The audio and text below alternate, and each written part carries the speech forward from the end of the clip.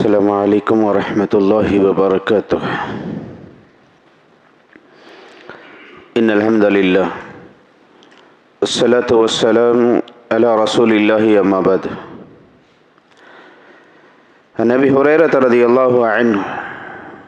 ان النبی صلی اللہ علیہ وسلم قال ان شر الناس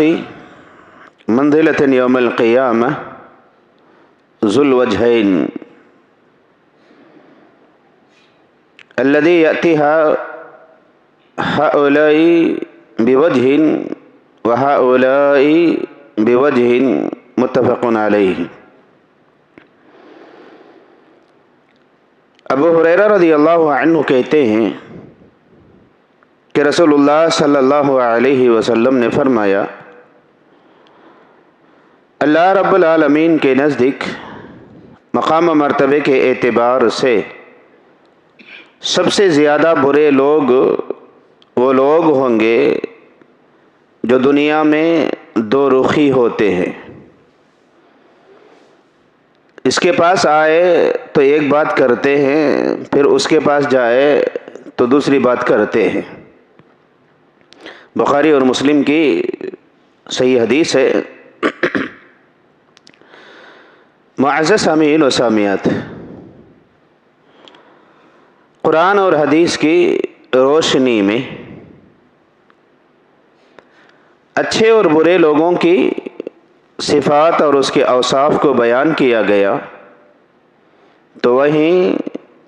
ایک اور قوم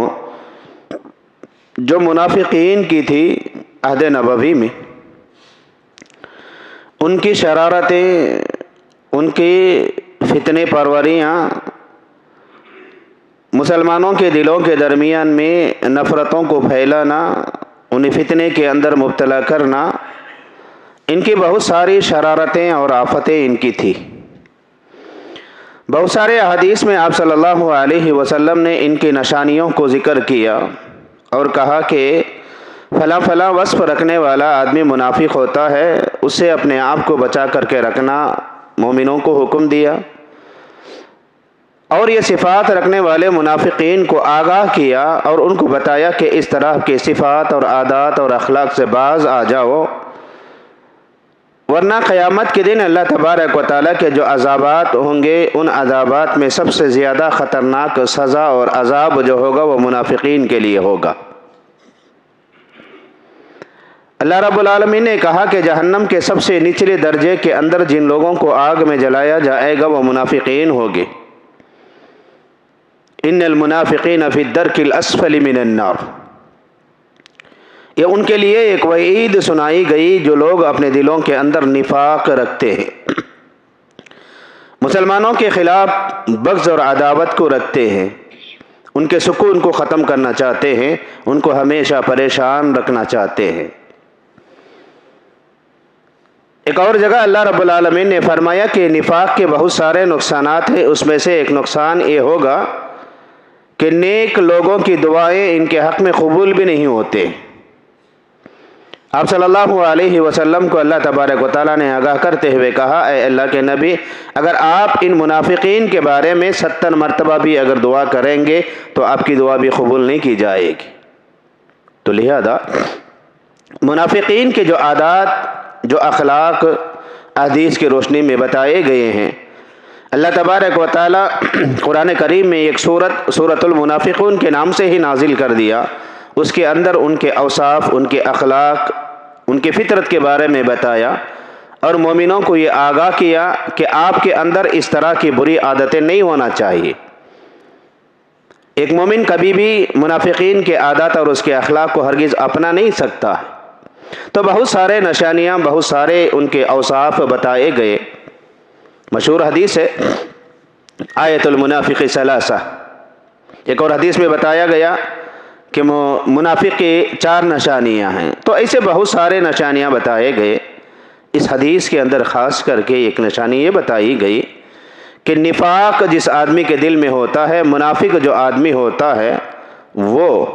ادھر کی باتیں ادھر بتاتا ہے اور ادھر کی باتیں لا کر کے ادھر بتاتا ہے۔ یہ بھی نفاق کی ایک عادت بتائی گئی۔ یہ ہمارے سامنے جب آتا ہے، آپ کے سامنے جب آتا ہے تو آپ سے میٹھی میٹھی باتیں کرتا ہے، جب آپ سے ہٹ جاتا ہے، آپ کے پیچھے چلے جاتا ہے تو پھر آپ کے خلاف میں باتیں کرتا ہے۔ ایک مومن مضبوط ایمان والا ہوتا ہے، اللہ پر عقیدے والا ہوتا ہے، ایک سچا عقیدہ رکھتا ہے، اللہ پر صحیح یقین رکھنے والا ہوتا ہے، اور وہ ہمیشہ اس بات کی کوشش کرتا ہے کہ ہم دنیا کے اندر ایسے کام کرے، ایسے حرکتیں کرے جس سے اللہ راضی ہو جائے اور اللہ اسے عذاب سے بچا دے۔ تو لہذا خلاصہ کلام یہ ہے کہ ہم ہمیشہ اللہ سے ڈرتے رہے، لوگوں کے دلوں کو آپس میں جوڑنے کی فکر کرے، ہمارے سامنے اچھے عادات اور اچھے اخلاق کے ساتھ میں رہتے ہیں، جب ہمارے سامنے سے ہٹ کر چلے جاتے ہیں تو اتنی زیادہ فتنے پروریاں کرتے ہیں کہ ماحول کو بگاڑ دیتے ہیں، ماحول کے اندر برے اثرات کو پھیلا دیتے ہیں۔ یہ منافقین کی عادت ہے، یہ ہمیشہ ایسا کرتے تھے کہ منافقین مومنین کے درمیان میں فتنہ ڈالنا، خوشیوں کو ختم کرنا، آپس میں لڑائیوں کو پیدا کرنا، اس طرح کے عادات منافقین کے اندر ہوتے تھے۔ میں اور آپ اللہ پر، اللہ کے نبی پر ایمان رکھتے ہیں، ہمارا منزل مقصود جنت ہے،